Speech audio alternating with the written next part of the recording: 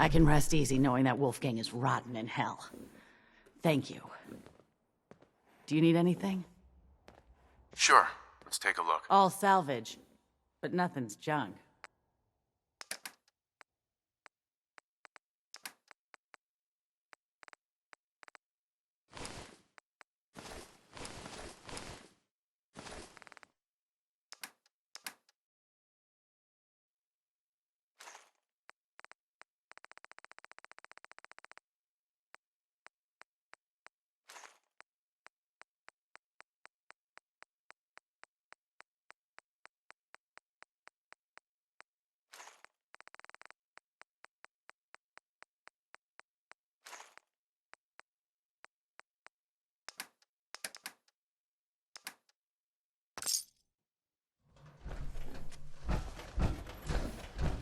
Huh?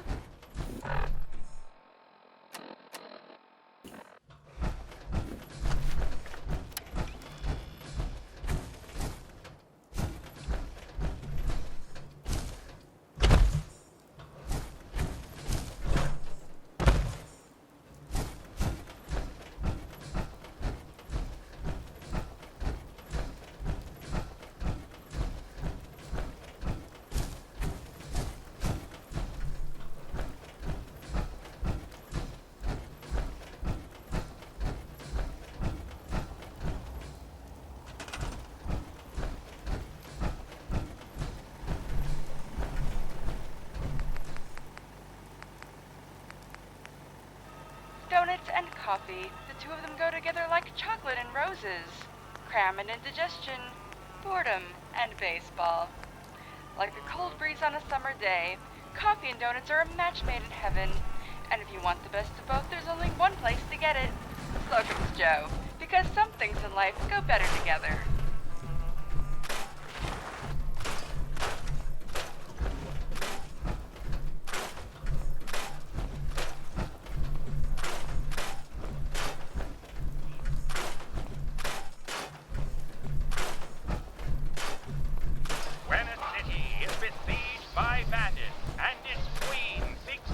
Of a magic lamp. Only one man can be counted on to retrieve it. Grognak, the barbarian. Yet this is no ordinary genie, for his lamp has been buried for 1,000 years in cursed sand. Oh, great and powerful genie, please grant my wish. My kingdom is at the mercy of bandits, and only your power can save it. I will grant your wish, Queen. But in exchange, you and your people will submit to my rule. So you'd make us all your slaves? That's not what I asked for at all. Isn't it? You asked me to save you from the bandits. At no point did you specify the terms. Tell me, you bag of hot air, can a genie grant his own wish? I don't see why not. Good, because when Grognak is through with you, you'll wish you'd never been born! Can no hero defeat the genie and the bandit horde? Or has the kingdom trapped itself in the walls of its own wish? Find out in this ultra comic presentation of Grognak the Barbarian in Demon Slave, Demon Sand.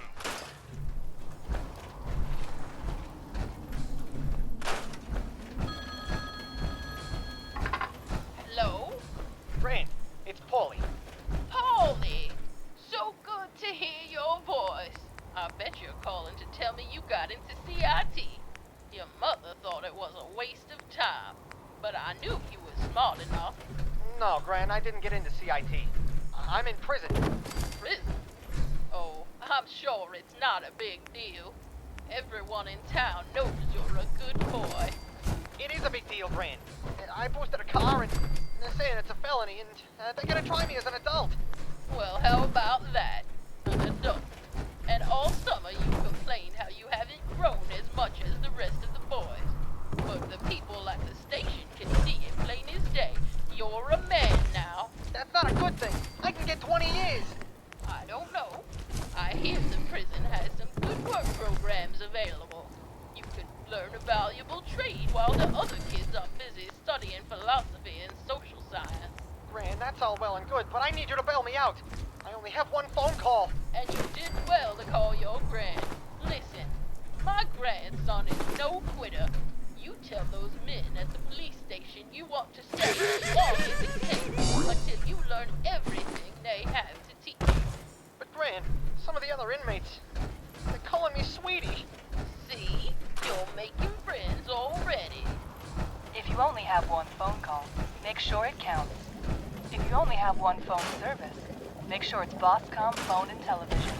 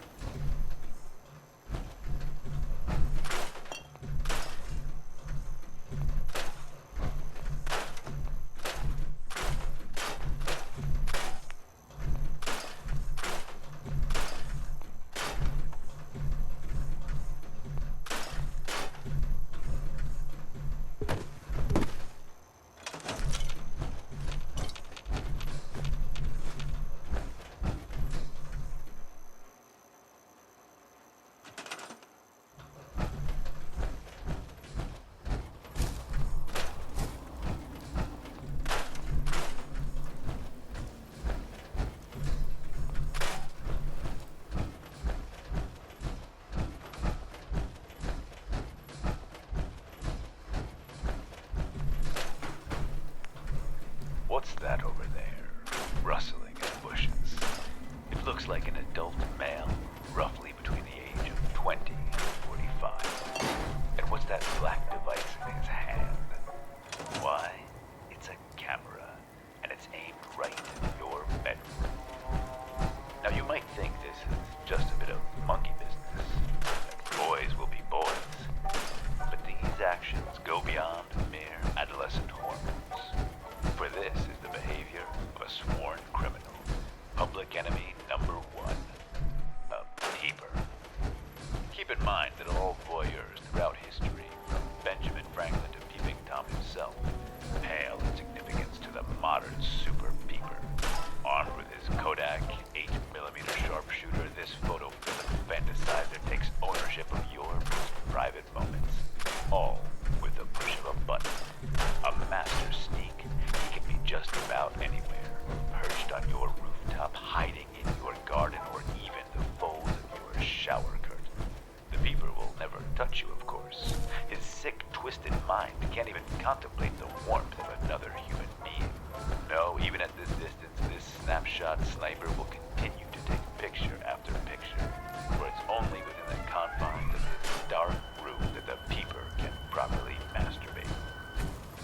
But knowing his weakness, you can beat him at his own game. If you see one of these focus feeds outside your window, do the unthinkable. Invite him inside and proposition him. Rest assured, once he's been given permission, the act will lose its allure, and our peeping Thomas will quickly become a doubting one. For it's the refusal that brings out the peep in our friend here. Give him consent, and he will drop his camera and turn into a sobbing mess, giving you adequate time to call the police.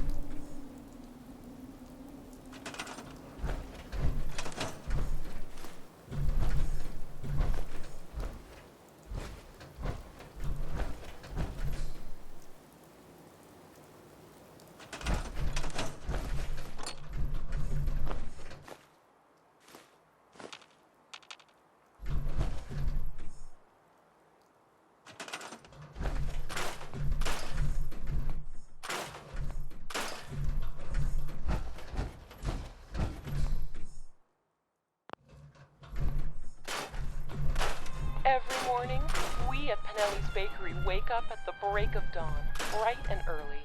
In fact, we open our doors before most customers open their eyes. We're heating the ovens, kneading the dough, making sure that every muffin, pastry, and loaf of bread is warm and fresh by the time you arrive. Most people don't think twice about it. They've just come to expect that we'll be there, with a smile on our face, no matter how many times you angrily berate us. And that's okay, because in the food service industry, we understand there's no room for basic human decency. At Pinelli's Bakery, we're here to serve you.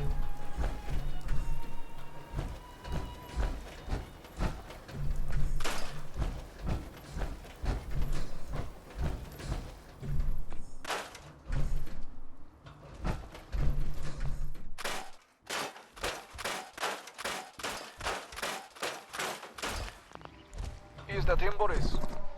It is Vladimir. You want I shoot him in head? From this distance, it's no problem. Yet, you do that, and his brains will splatter the room like chunks of meat. What's wrong with that? You don't like me? I am not a butcher like you. I am an artist, and artistry is my weapon, just as that pistol is yours. You understand? So you want I crack his skull with bronze statue? Ah, no, not quite. I will show you what I mean.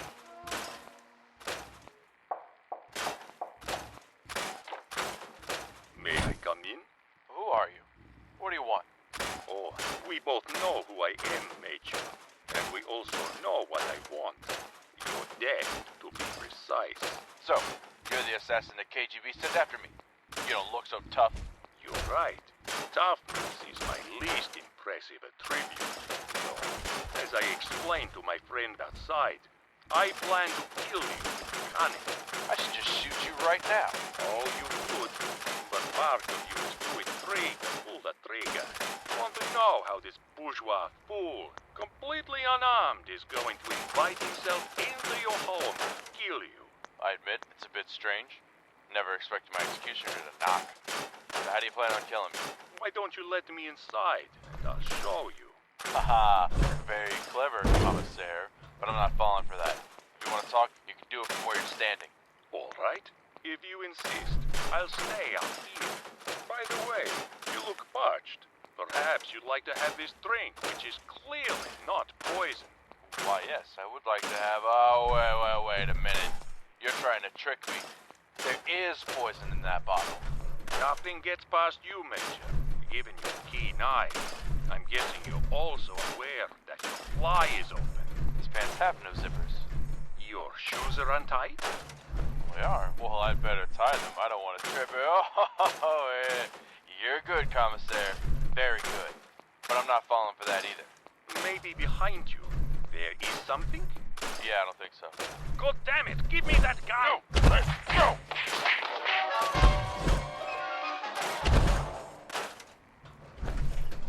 Is this the spy? It's him. How can you tell? He has no face. It's him, okay? Trust me. All right. But I thought you said you don't like to bash Mansfield. You want to do like an artist. And I did. This was just more Jackson Pollock than Claude Monet. Well, I don't know art, but I know what I like.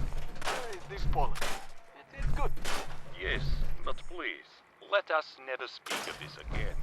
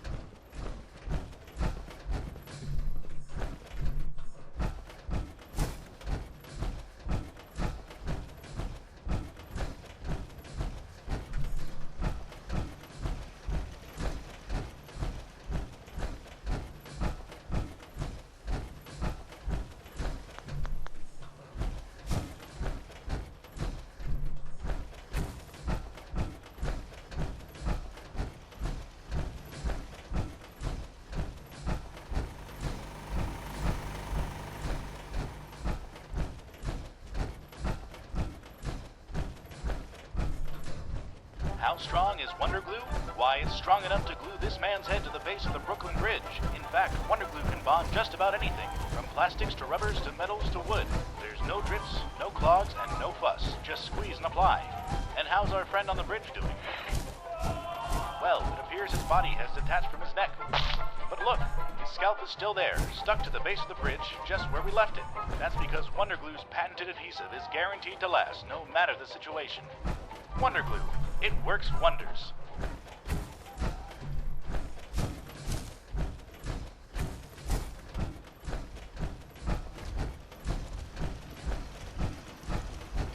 High atop the snow-drenched mountains of Hibonia, upon peaks no mortals dare climb, lays an orb with the promise of spring.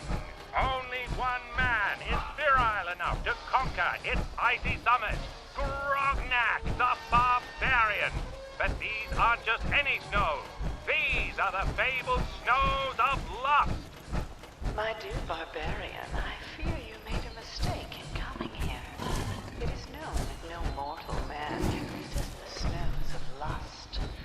For when you gaze upon its beauty, any desire to climb this mountain will be frozen solid. It is you who tempt death, Siren. For you underestimate the fire in Grognak's loins. By the winters of Asgard, such heat! Now do you see, woman? Grognak's desire does not freeze. It burns.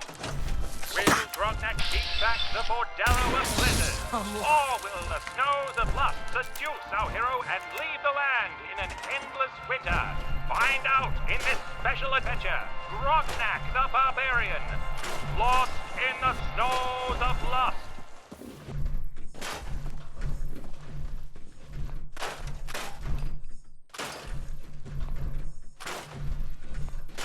Whether you're searching for a new piece of jewelry or an entire wardrobe, Fallon's department store is the place to go.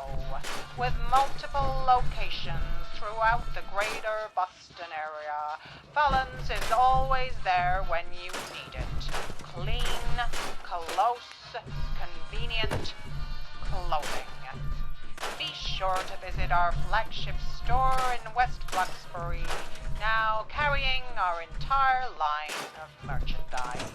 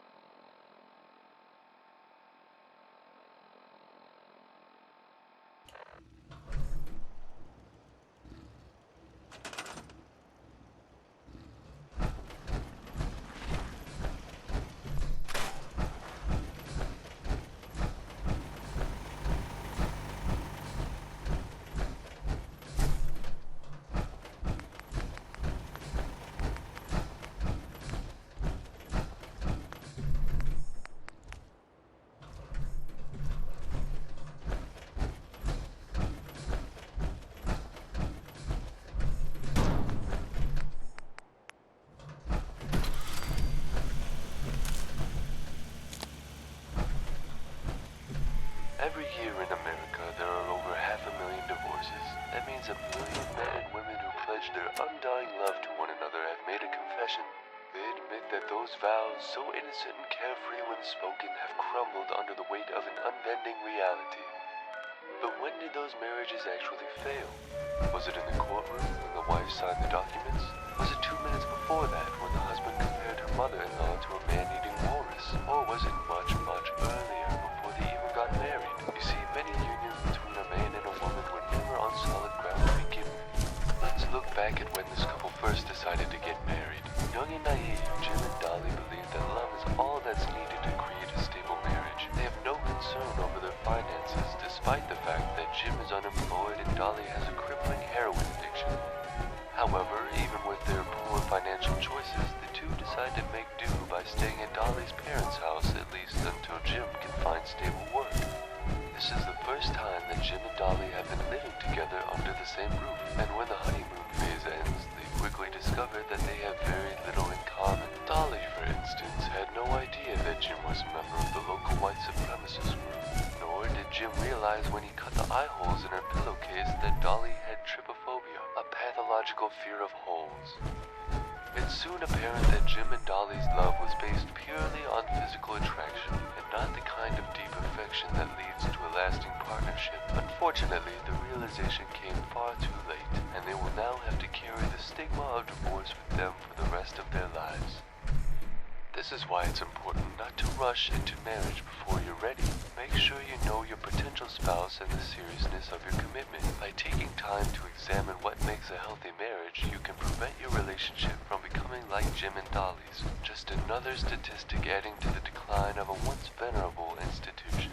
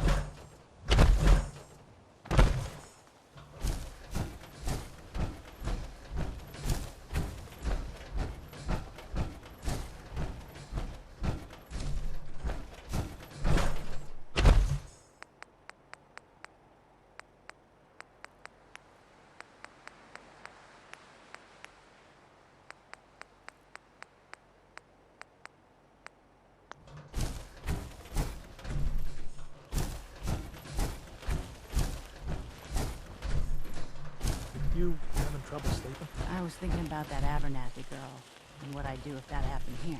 After that, I couldn't get back to sleep.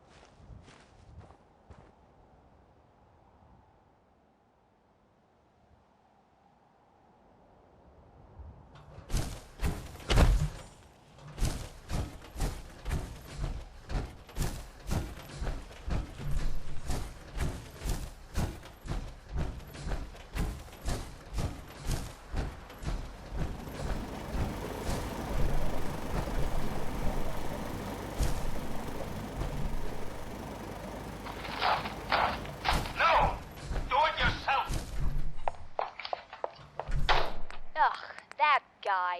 He burns me up. Don't get angry. Bill's having a tough time. He's upset.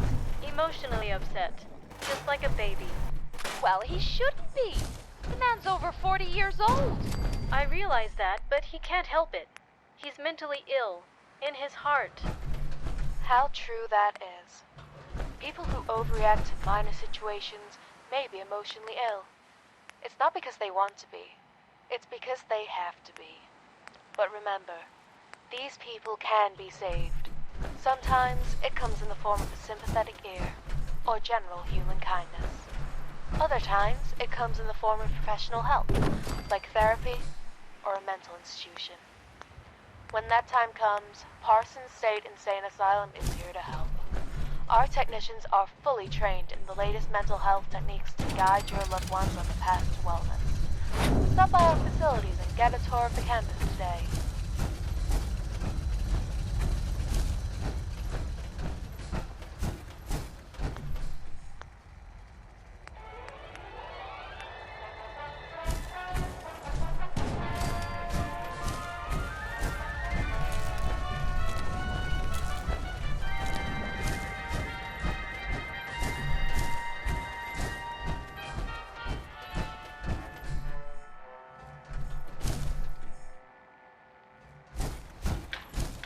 Oh, you, Mr. Folsom? Something I can help you with, ma'am? You haven't heard? It's in all the papers. They say I murdered someone. I see. And you need a lawyer to defend you? Why, yes. But no one will take my case. So that's why you came to me. Well, not really. The court appointed you. I was told you're my public defender. Ah, the good old Sixth Amendment. Right to counsel. Remind me to thank the Founding Fathers for keeping me employed. Are you familiar with the details of my case? Do you think I can win? Well, I'm just a simple countryman. I don't have a degree from Harvard Law or some fancy school upstate. But I do have one thing the prosecution doesn't have. The truth? No, don't be silly. Charm. I got charm.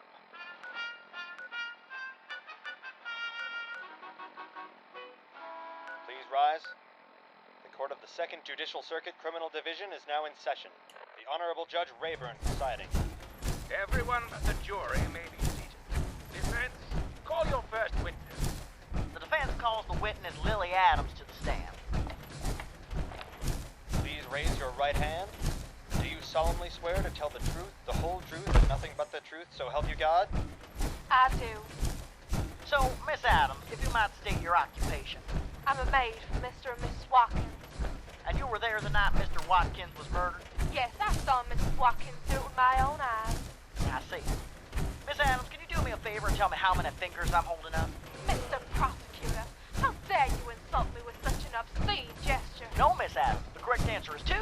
2 fingers. That is not the point. Oh, it's exactly the point. Now, I may be just a simple country boy from a backwoods dumpster, but I know my ABCs and 1, 2, 3s. And if Miss Adams can't even see how many fingers I held up, how could she be sure it was my client who committed the murder? Order! Order! Order in the court!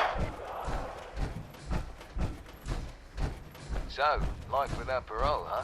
Yeah, it's a damn shame, considering the key witness was blind. I'm sure you did your best, Mr. Folsom. I did, didn't I? Hell, she'd probably be in the electric chair if it weren't for me. Best to take solace in the small victories. Thanks, Jim. One day I'll know what that's like. Victory. But anyways, enough about the case. What can I do for you? Yes, can you fill up my tank and check the oil? Sure thing.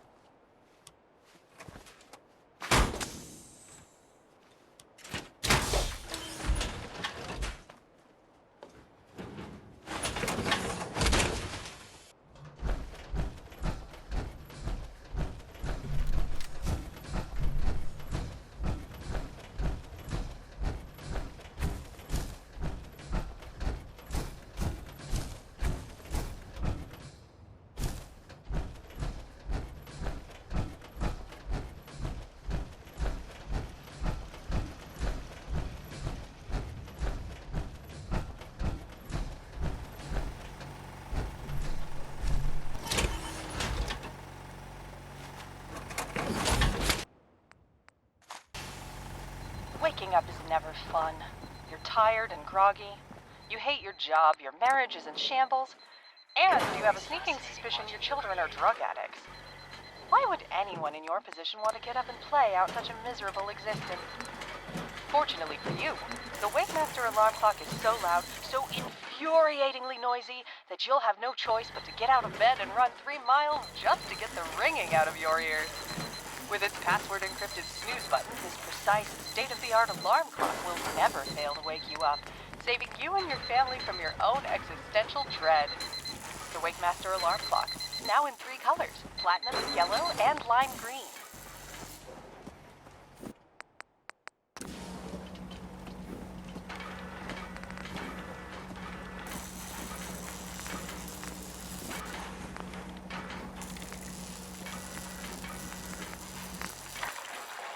Welcome to the Atomic Hour. I'm your host, Frank Dome. We have a great show for you this hour. In fact, second baseman for the Capitol Congressman, Wayne Terwilliger, is here. Hello, Wayne. Hello, Frank. Glad to be here. You've got a good team this year. What do you think your chances for winning the pennant are? Well, I don't want to brag, but I think we're going to go all the way. Is that a guarantee? It most certainly is. You see, I got it all worked out. New York's ahead of us by 2 games right now. And I heard DiMaggio say they were going to take things 1 game at a time. Well, you know how they say we should always give 110%? I figured if we give 440% every time out, we can take things 4 games at a time. That's 3 whole games better than a team from New York. Is that right? Like I said, I've already worked out the math. But why not just try to win the next game? That way you wouldn't have to break the laws of space and time. No, because if we did that, we wouldn't gain any ground. It's a pennant race. We have to catch them. I don't think it's literally a race. They just call it that. I'm sorry, Frank. That just doesn't make any sense. Maybe you're right. Well, good luck with the season. We don't need luck. We have the math in our favor. If you say so. Either way, that's all the time we have for today. Tune in next week when my guest will be Golden Globe star Cindy Gray. Only on the Atomic Hour.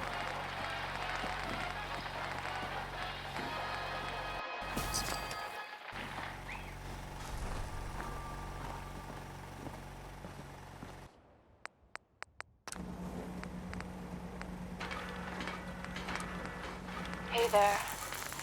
Why don't you come a little closer? Don't be shy.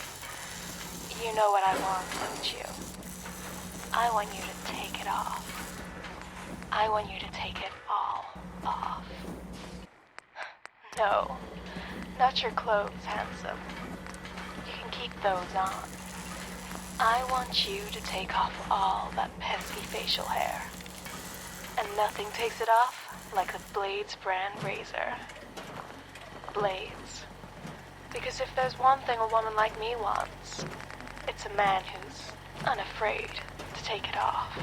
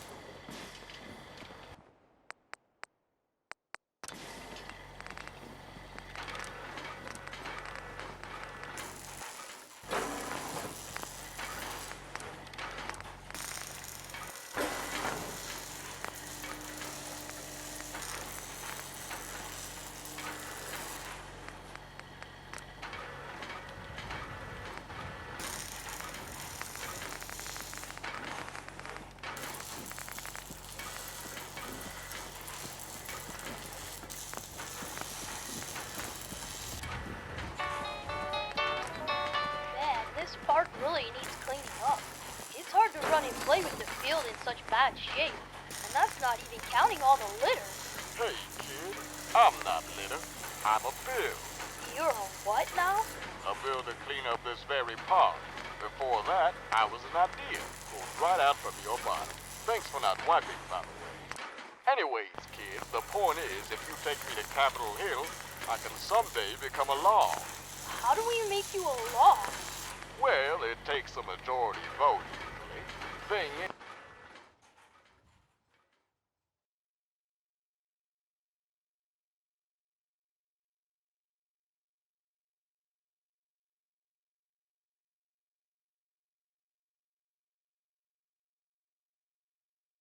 a lot of voters don't have a reason to want to clean up your park.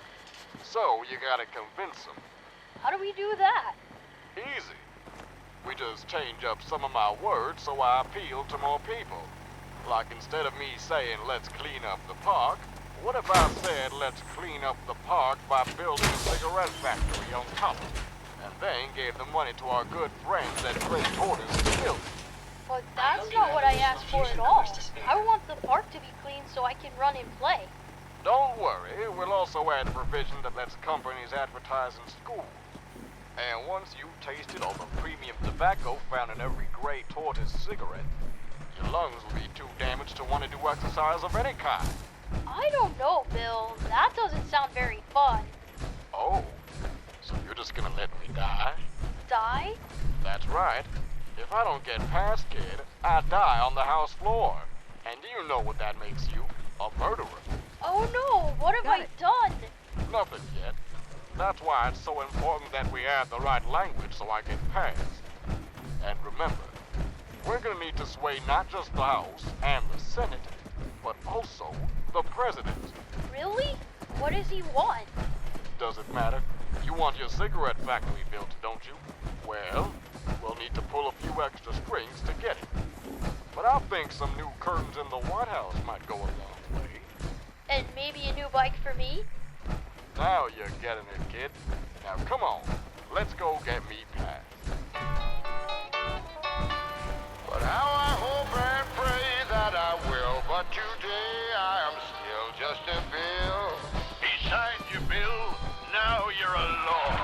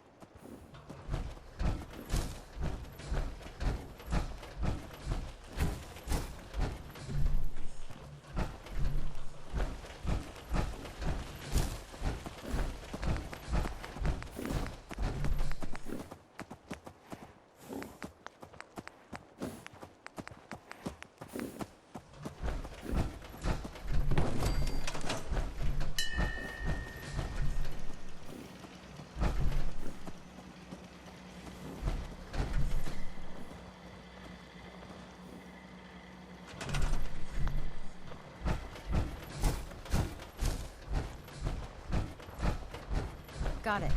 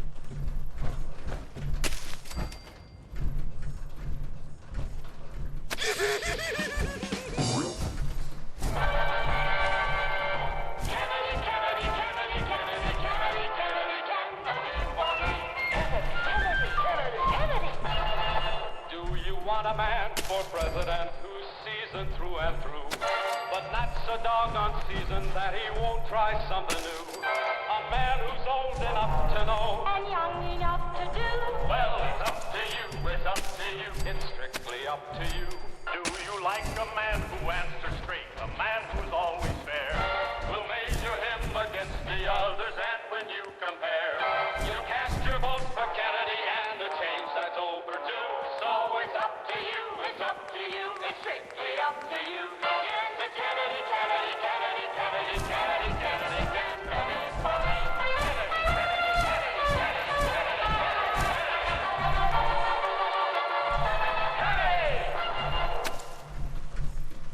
Yes, indeed, my fellow Americans, it is up to you. Of course, the choice seems rather simple when you compare the two options before you. On the one hand, you can leave our country in the hands of an old man who thinks Elvis is the name of an Irish saint, and would struggle to spell the word cat if you didn't spot him the C and the T. Or on the other hand, you can elect the man who directed, cast, and produced the jingle you heard at the start of this campaign spot. Hey, Ada. A jingle Would you that like me to go requires with you? leadership, Time to ingenuity, hit the road. and a Wonderful. keen eye for talent. I look forward to traveling with you. If the jingle didn't sell you on why I, Thomas Kennedy, should be your next president, then perhaps what I'm about to say will. Unlike my opponent, Mr. Washington, I wasn't born in the previous century, or with a silver spoon in my mouth. In fact, as heir to an ice cream conglomerate, I prefer to use the small wooden spoons found in every cup of our signature Rocky Road. And as a business owner, I understand the issues that face mom and pop stores like the one in your town. That's why if you vote for me, my first act as president will be to lower the payroll tax, as well as provide free ice cream coupons for every household in America. But ultimately, I can only present the options. The choice is yours. Washington or Kennedy. Past or present. China or America. Sink or swim. It's really up to you.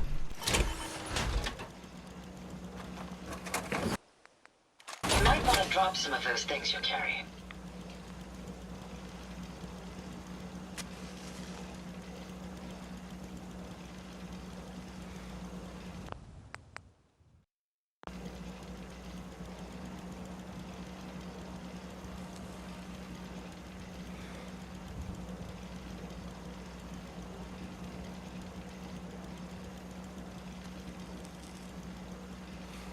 I don't want you to leave, Rick. Look, Mary, I'm a bartender.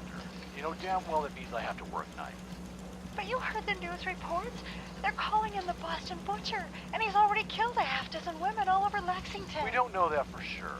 The Bugle's just trying to stir things up to sell papers. And the way you're acting, I'd say it's working. Oh, please, Rick, stay with me. It'll just be for tonight. That's what you said last night. And the night before. I've already used up all my sick days. Do you want me to lose my job too? All right. But promise you'll come home as soon as your shift is over. Jesus, Mary, I'll be home when the work's done, not a moment sooner.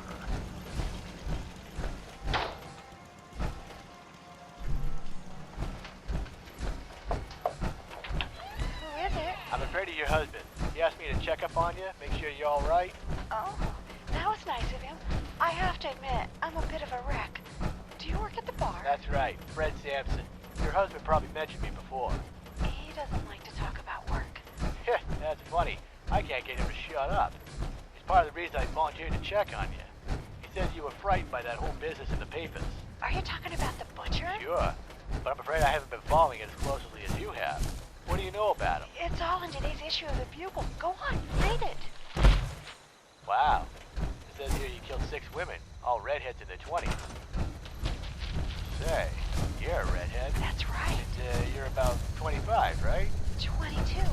Ah, I see why you're worried. It's not just that. If you read further down, there was also an eyewitness who saw him leave the building of one of the victims. They said he was a Caucasian man, about 6 feet tall, with blonde hair and blue eyes. And I've seen at least 3 men that fit that description living on this street alone. 6 feet tall, blonde hair and blue eyes. Hey, come to think of it, I fit that description. It also mentions he has a bit of a limp. I've got a buck leg from a shrapnel wound I got in Korea. And one other detail. They said he carved the letters SS on the bed next to one of his victims. The police think it might be his initials, like Frank Smith. Or Fred Sampson. One of the detectives said there was no forced entry, which means he probably entered the homes pretending to be a friend or a relative, or a spouse's co-worker. Sort of like the way you and Rick know each other. Hold on. You don't think people are gonna say I'm the butcher, do you? You? But why? You're Fred Sampson, Rick's friend from work. And your landlord saw me come up to this room. He could be calling the police right now. Now why would he do that? Fred, what's the matter? I think I better go. Wait, you can't leave. What if the butcher comes? What if he's here in this building? Let go of my arm, No, lady. You mustn't go. Please. Did you hear? They found the butcher. Really? Where? Hanged himself over at the Roadside Pines Motel. The police chased him down there from one of the buildings nearby. In the end, I guess the guy figured it was best to take the easy way out. Well, I'm glad that's over. To think, I was actually worried he'd come after me next. I mean, there's thousands of women in the city. The chances of it happening were slim to none. That's what I was saying from the start. I told you from the beginning you had nothing to worry about. But you had to get all hysterical, just like all the other dames. You're right. I'm such a foolish girl. Well, don't be so hard on yourself. You did one thing right. You married me. That I did. Oh, and by the way, remind me to thank your coworker, Fred, for coming over the other night. He really helped me deal with the anxiety. Fred? I don't know anyone named Fred.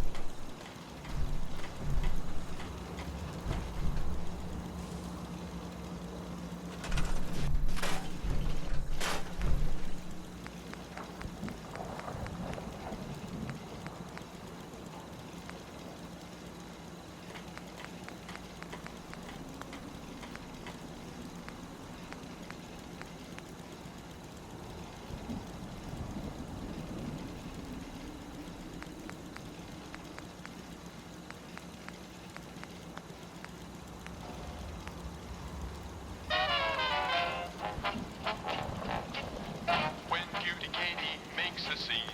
She wears a smile brush 3 ways clean. Cleaner breath, cleaner face, cleaner teeth. 3 ways clean is always clean. When handsome Harry joins the session, he makes a real cool 3-way impression. Cleaner breath, cleaner taste, cleaner teeth. 3 ways clean is always clean. That's right. Fresh breath, a healthy smile, and a clean, minty aftertaste. 3 ways clean means you're always clean. And nothing does it better than Superdent toothpaste. In your mouth, trouble starts when stray food particles get trapped in your teeth, producing decay bacteria. These bacteria produce acids that eat away at your smile, turning handsome Harry into an unlikable sloth. Meanwhile, cutie Katie, having first tried a competing brand, found brushing to be a chore due to its bitter medicine aftertaste. As a result, she has no idea her once Carrying on fresh, that weight is simply minty breath slowing you down. now smells like a swamp. But once they switched to Superdent, they not only found cleaner breath, cleaner taste, and cleaner teeth, they also found true love. So switch to Superdent toothpaste today, because 3 ways clean is always clean. A happy always girl and boy. Brush 3 ways clean to both enjoy. Cleaner breath, cleaner taste, cleaner teeth. 3 ways clean is always clean. Only thing better than getting pissed is picking a fight. Am I right?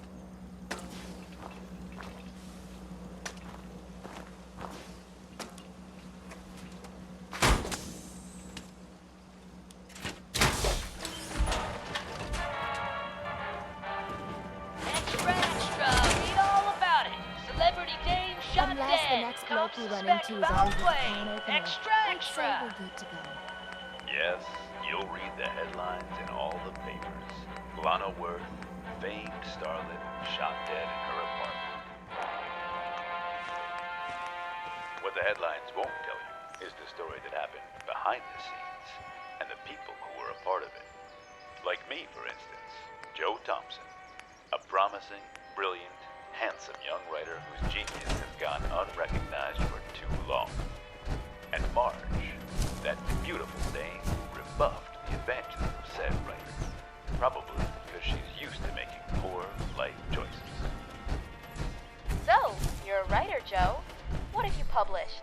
Well, I haven't published anything yet, but people have said I'm promising, brilliant, and handsome. Oh, really? What people? My mother, for one.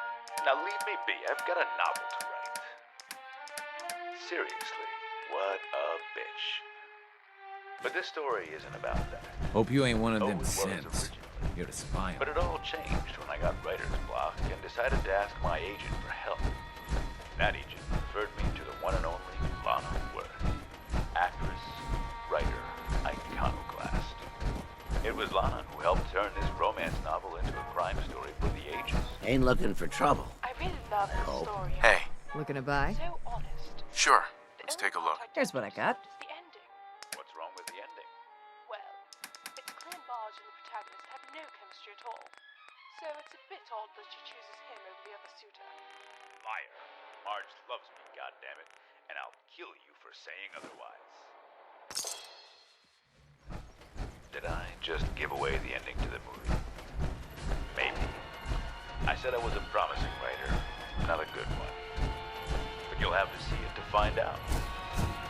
Coming to a theater near you, The Boulevard, an OEI motion picture production.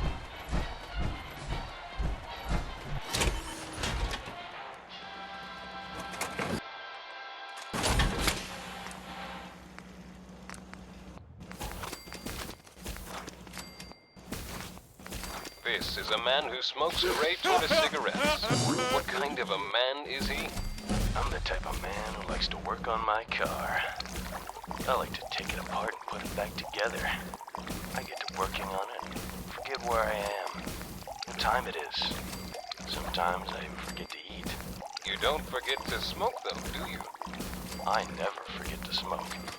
I might forget other things, like picking up my son from soccer practice or turning off the stove. But I never forget to smoke. That's because you're a man's man, a gray tortoise man.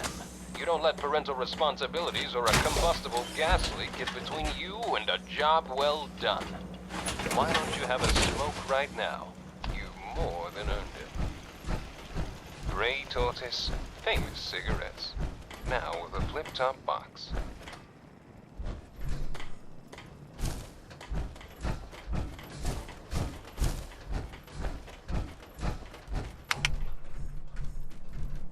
Come on, boy. It's time to go.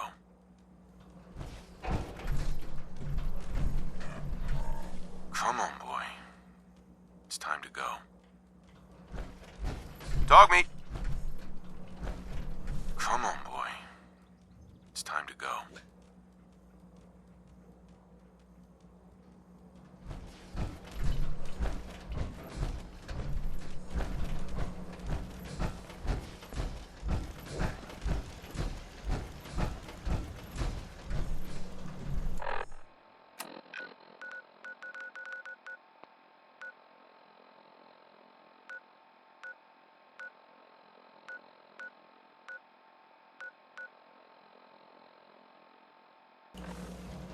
Robco Sales and Service seems the perfect innocuous place for a military installation.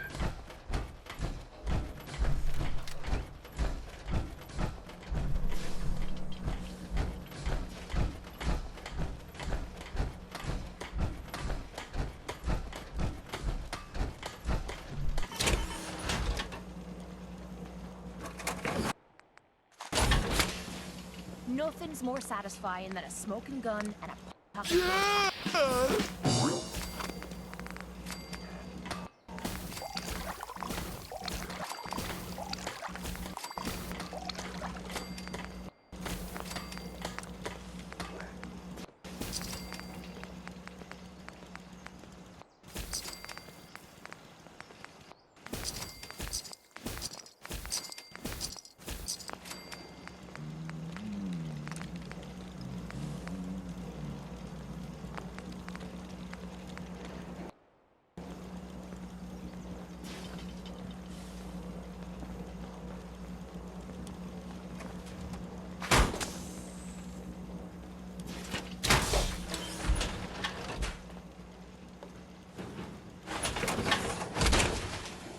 That suit should tip the balance of things in our favor.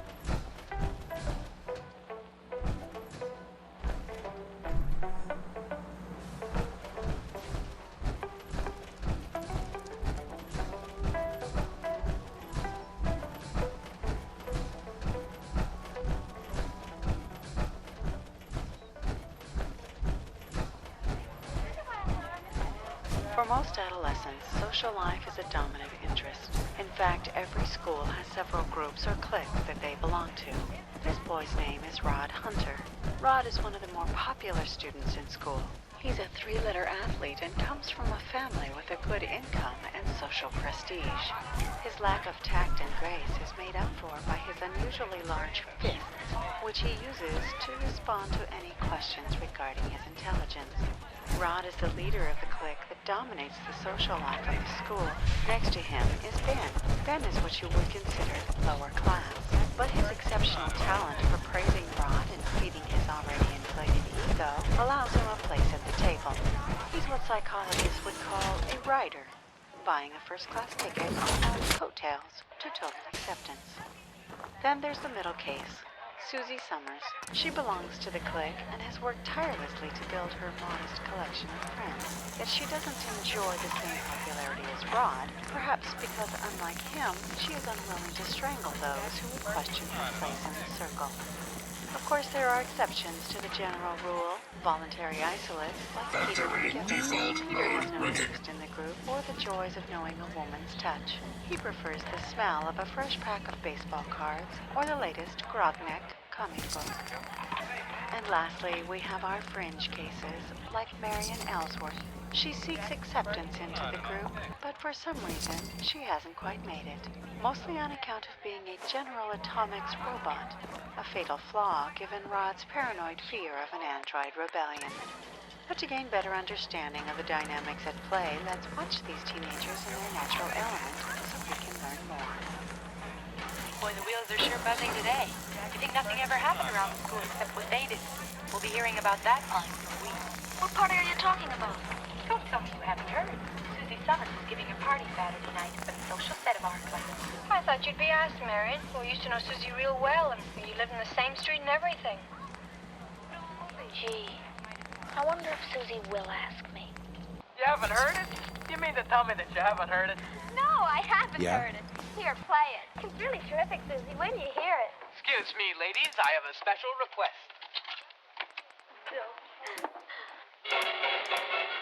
Kids in that gang sure have a lot of fun. If Susie asked me to her party, maybe I could get into more of their doings. If she's asked Ben, she's sure to ask me. Her parents don't even know his parents. And he lives in that slummy part of town.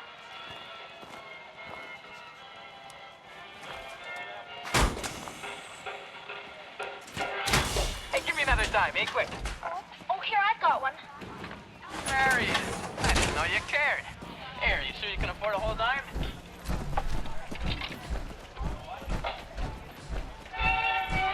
Oh, what kind of dopey music's that?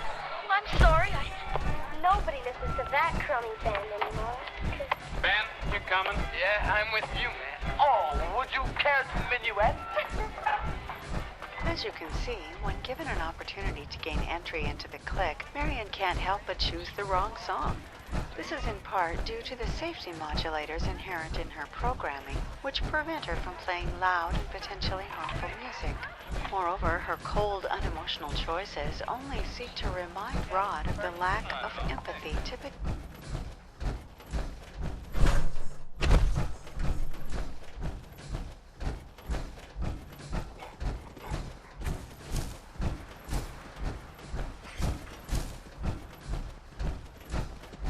There's so much ground to cover in the Commonwealth. Where should we go next?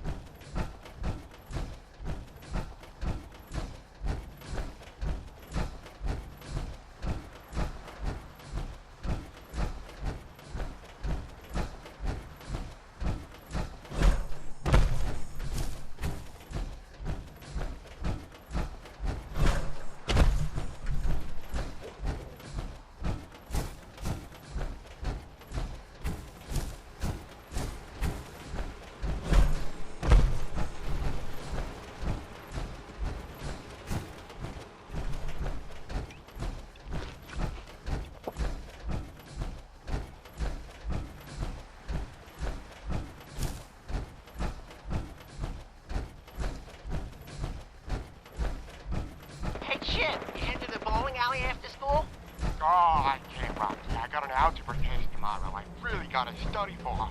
That's a shame. The entire cheer squad's gonna be... It's gonna be real boss. Say, Rock, Picking up something. how is it you do your math done? Back in grade school, you were someone in the sack of potatoes. Not to mention all the concussions you suffered playing football. That was the old Rocky, before I discovered Mentas. Mentas? What's that? Some kind of prep class? Oh, Chip. You know when you got dead in one of those. No, Mentas. Find anything useful? It makes you smarter, funnier, and comes in 4 great flavors. Here, have a taste.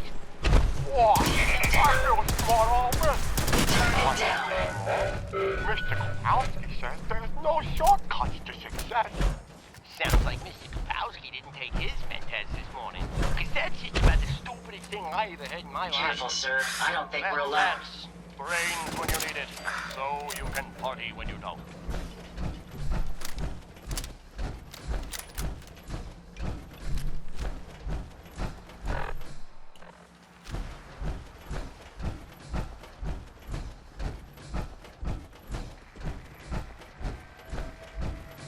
Hello? Hello? Is anyone home? My car broke down and I need help. Huh? The door's open. I guess it won't hurt to go inside. Hello? Is anyone home? I just need to make a phone call. What on earth? You. Who let you in here? I let myself in. My car broke down and I damn well couldn't stay out there. I see. Well, you shouldn't have come in. There are far more dangerous things in here than you'll ever find outside. Does it have something to do with the howling? Yes, but perhaps it's best I show you. I don't get it. Why is this man locked up? I understand he may look the part, but I assure you, that is no man. What do you mean? This is the shirt he was wearing when I found him. I don't get it. It looks like an ordinary shirt. Inspect it. Look at the name written on the tag. Why, it says Satan! That's right, Satan. The devil himself. El Diablo. Asmodeus. Beelzebub. I get you. Beherit. Lucifer. Yenlo Wang. All right, I get it. He's the bad guy. But he looks harmless. How can you be so sure? Because I put him in this prison exactly 8 years to this day. Think about how society has flourished in that time. But there have been wars, Murder, crime. Hardly a utopia. Those are man's failings. The devil has no hand in that. Okay, so what about pestilence? Disease? Another god is in charge of that. I think one of the Hindu ones. Then what does Satan do? What's changed exactly? For many years I asked that question myself. I combed the newspapers looking for evidence that his influence was gone. Until at long last I discovered it. Satan, you see, is a harbinger of random automotive breakdowns. Car trouble? But my car just broke down 10 minutes ago. Did it? Did you check the fuel gauge? No, I guess I didn't. Come. The rain is letting up. I'll show you.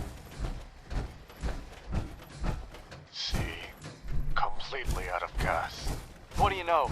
I guess you were right. We keep some canisters in the basement. I'll have my squire, Brother Joseph, fill up your tank immediately. I suggest you spend the night, however, as it looks like there's another storm coming. I really appreciate everything you're doing.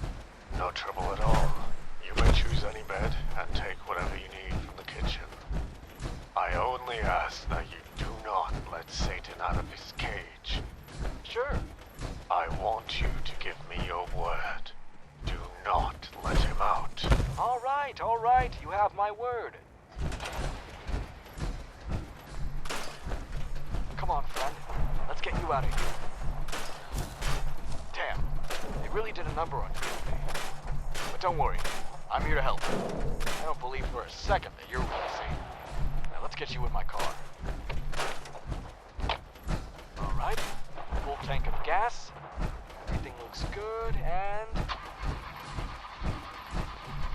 something's wrong. The car won't start. Why won't it start? No.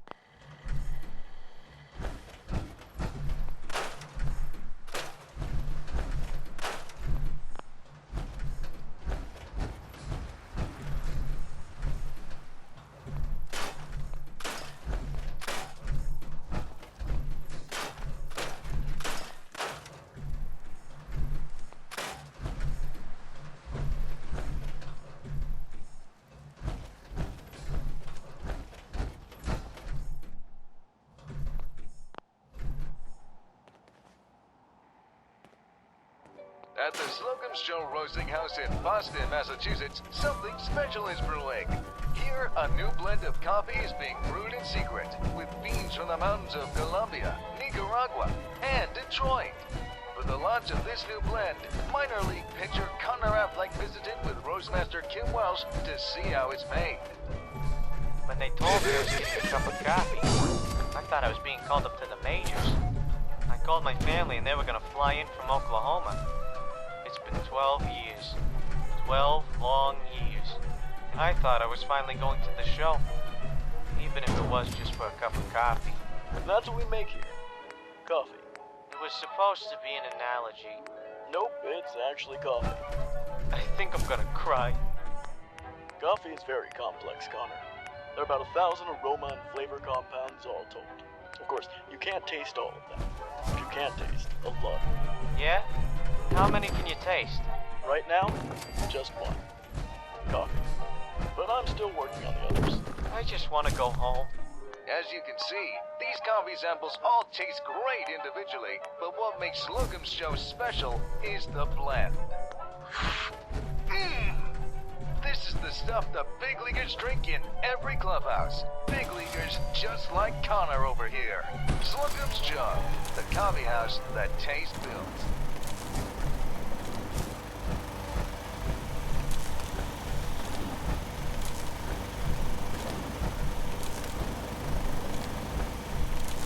Any word from your brother? Yeah. He's been missing so long, I don't think much. Picture a woman looking at a picture. The motion guy. The woman watching is Candace Booker. Once a brilliant star, her shine has faded in the light of the new day. Formerly on cloud nine, her forecast for the next decade is never-ending rain. Struck down, she finds herself lying in the street, trying desperately to write down the license number of the double-decker bus that ran her over. A bus called Fate. Miss Booker, would you like some tea? It's almost noon and you've been in this room all day.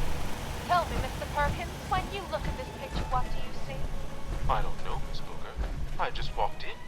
You see nothing, because it's empty. Films today are artless drivel designed for simpletons, perfect for today's youth. What with their jukeboxes and fast cars and rock and roll. Whatever happened to charm and romance? Whatever happened to the 1930s?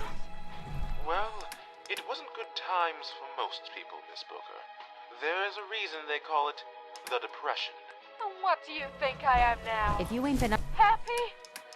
No. to see Grey I'm Garden, more you depressed should go. than I've ever The whole been. place is run by robots. I don't think that's what they mean by depression, Miss Booker. And what do they mean, Mr. Perkins? Christ. That's just another thing that's wrong with today's youth, always speaking in jive. They don't have the class of a Marcus Grant or an Arthur Stewart. Why isn't he in this picture? Isn't Mr. Stewart dead? He is. And his rotting corpse is twice the man these greases will ever be. In fact, we should dig him up. Then they'll see. They'll all see. It's the story of two washed-up actors. One living, one dead. On the beach we call Hollywood. It's two people who were once the bee's knees, coming to the realization that when you can fly, knees are not a critical part of your anatomy. Coming to theaters this summer, it's Falling Stars.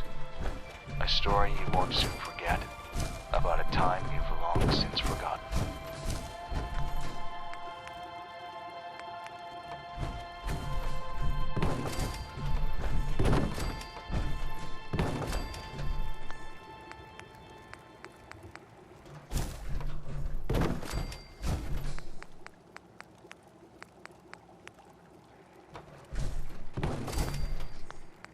On July 16th, 1945, scientist J. Robert Oppenheimer was one of the first humans to witness the power of a nuclear weapon.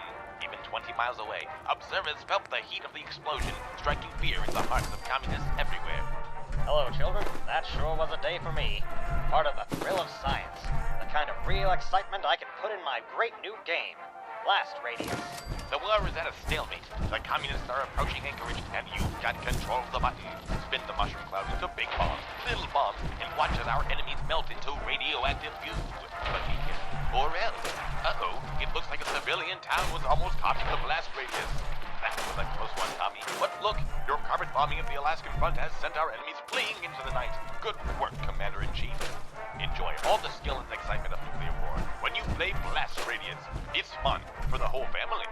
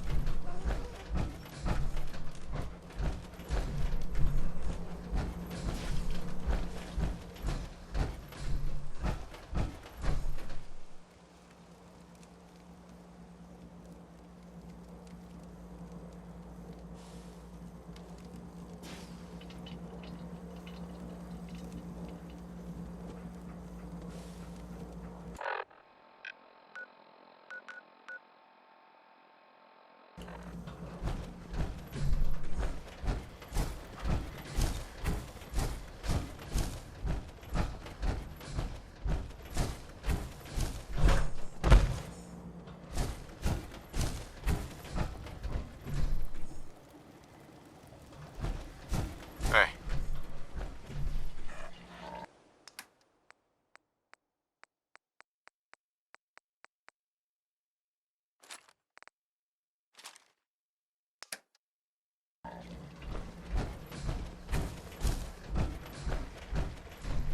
One thing you should know, stranger. Don't mess with that old insane asylum. Even the raiders know better. What is it I made just of? need to trade gear with you. How Of can course. I get it? Well, it's actually quite simple. Let's take a listen and see what makes people like one person and ignore another. Let's trade. Wow, who's that? Sure thing. Oh, that's the new girl, Helen. She's real swell. But what makes her swell? What makes her different from the other gals? If I had to take a guess, Tommy, it's probably her bazookas. But also her dignity. Hey boys, mind if I sit down? This is Lucy. Unlike Helen, she thinks the key to popularity is to park herself in the backseat of every car in school. When Tommy brags to the other boys about reaching second base, he learns that the other boys have already rounded third and are making a rather large pile at home. This makes him feel less important. It doesn't matter that Lucy has many interesting things to say.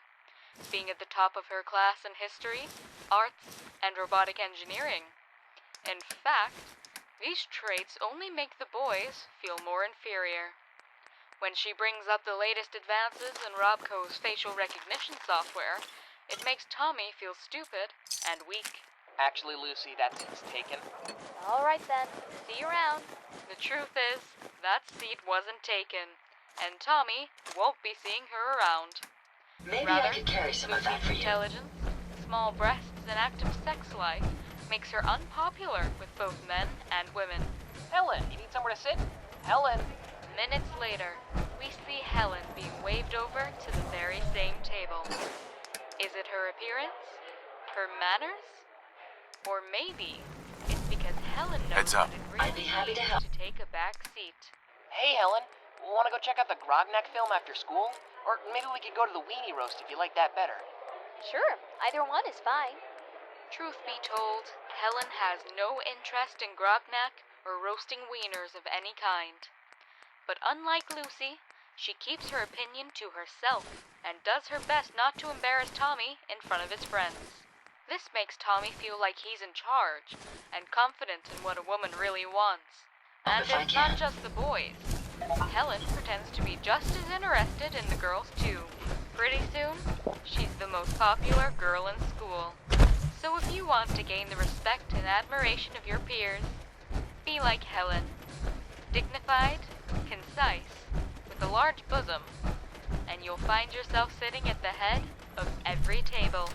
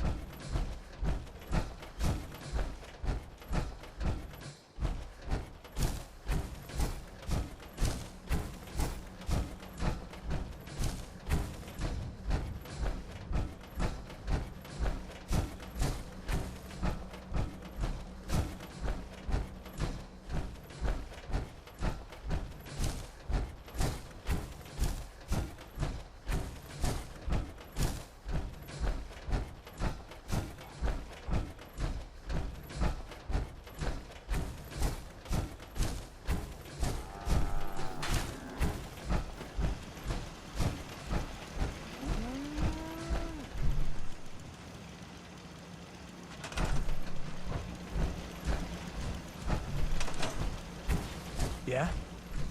Let's trade some things. Go ahead.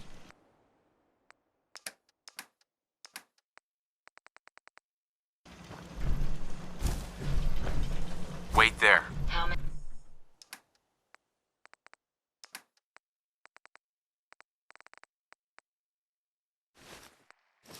May I be of service? Look alive. I'd rather Follow me. accompany you, but it's your decision. Just wanted to trade a few things. Sure. Is in need of a life-saving surgery. He visits the local hospital for help, only to find the chief physician has wobbly hands and an obvious drinking habit. As a result, not only does the surgery fail, but the man wakes up to find his toes are missing and covered in vodka. Not that he can see it, given his head has been sewn on backwards. Meanwhile, at Milton General Hospital, patients can rest easy knowing that every surgery is performed with the exacting precision made possible by robots. Furthermore, every nurse, doctor, and emergency technician has been programmed with the latest orthopedic chip to provide the genuine care and selflessness human doctors try desperately to fake. That Why, if you're sick, injured, or in need of care, visit us at Milton General Hospital, the only hospital that offers human empathy with robotic precision. Why? The ones you got on don't look so bad. I'm sure they've got another couple of months on them at least. Easy for you to say. You ain't wearing them. The soles are coming off. Sometimes they flap so bad when I walk, it sounds like someone's clapping at me. Well, maybe they're just showing their appreciation for Hey all the there, hard Red. work you do. What brings you out here this morning? That's none of your business, Velma. Jesus, Lord Almighty, what's gotten into you? I ain't never heard you be rude to anyone, least of all me. Sorry. I'm just a little jumpy. Jumpy? You're acting plumb crazy. Now, are you gonna tell me what this is all about? There you are. I should have figured you'd turn, Yella. The only coward here is you, Corbin. I would have killed you yesterday if not for my doctor's appointment. You're making that up. Not a chance. Look at my Got some goods I calendar. can sell I've had you, it scheduled if you're for looking. weeks.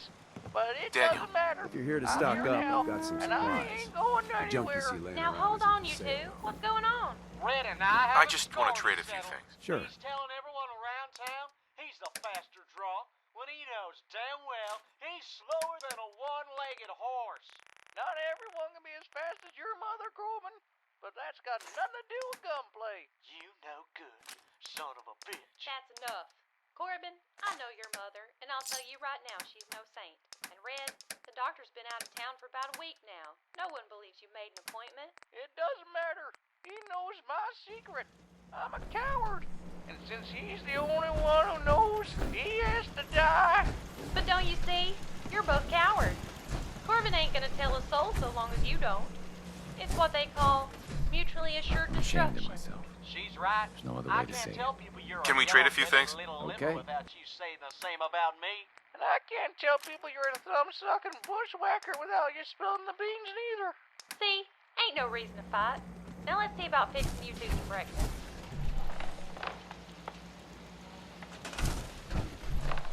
What about her? She knows, too. You're right. We'll have to get rid of her. But how? We're both cowards. Neither of us are gonna shoot a woman in the back. Isn't that what cowards do? Shoot people in the back? Abraham Finch. We should Just try how big do you plan to let that junk pile of yours get? 1, 2. Woman, I must have told you a dozen times by now. If it gets too big, I'll start a new pile down by Hey, the razor Velma. grain. How's it going? That's what you Oh, said you know, last same year old, when same your old. pile was half Gee, that was that big. Red and What I Corbin want to know also on their is how way big out? is too big? Yep. Because I'm Don't thinking worry, they'll it's be too big fine. already. Might be Fine, limping around fine. for a while, but I'll they'll get to see. moving it when my day What ain't filled happened? from sun up to I sundown don't with know. all the other work I that turned my goes back on to around use the here. stove, and I hear why do I gunshots even? go off. Oh, dear. I thought them two were cowards. Maybe not. Bob. Luckily, they're still pretty bad shots. Both of them didn't even take their guns out of their holsters. Ended up shooting their own toes off. Of course, if you ask them, they'll say they shot the other guy in the foot. Well, whatever helps get them through the day. Say, do you got any pie? Coming right up.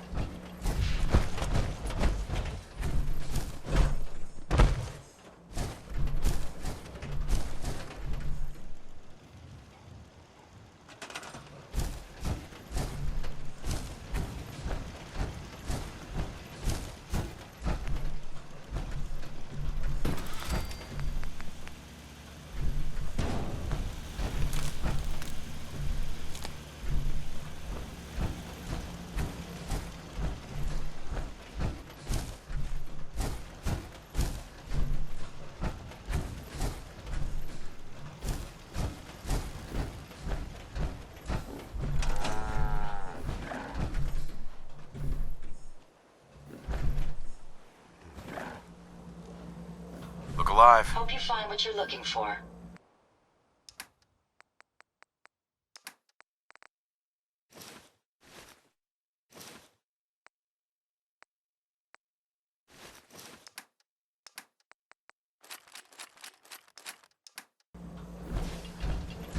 Tell the good doc what's wrong with you.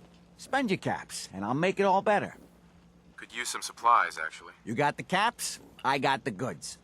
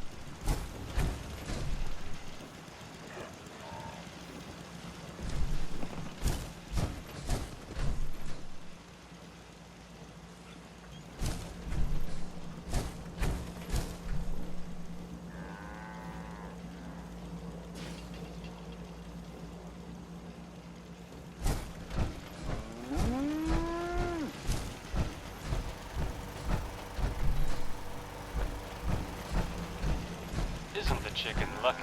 The eggs are the shape they are. Why, imagine if that egg was shaped like a square. Or worse yet, a banana. That would be a cruel joke indeed. And aren't you lucky that yum-yum deviled eggs are the same? Perfectly round and contoured. Each egg is hard-boiled to perfection and stuffed with generous helpings of mayonnaise, salt, and mustard. From the hen to the yum-yum dairy case, they're kept fresh all the way. So they're grade A all the way. Just look at how happy Mother Hen is to see her children. Seasoned and ready to eat. Right out of the box. And she knows they're guaranteed fresh because of the label. After all, who but Yum Yum sells eggs even a chicken could love?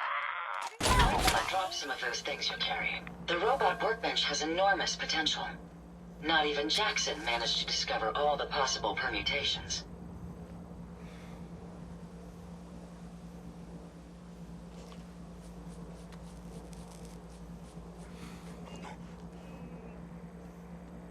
You've seen Grognak the Conqueror destroying the forces of evil and hearing the lamentations of their women.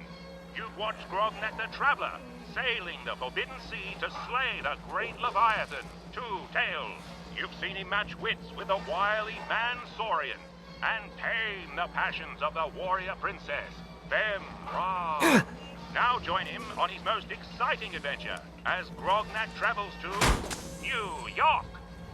Sent to an alternate dimension by the warlock Skullpocalypse, Grognak must find his way home in a strange land filled with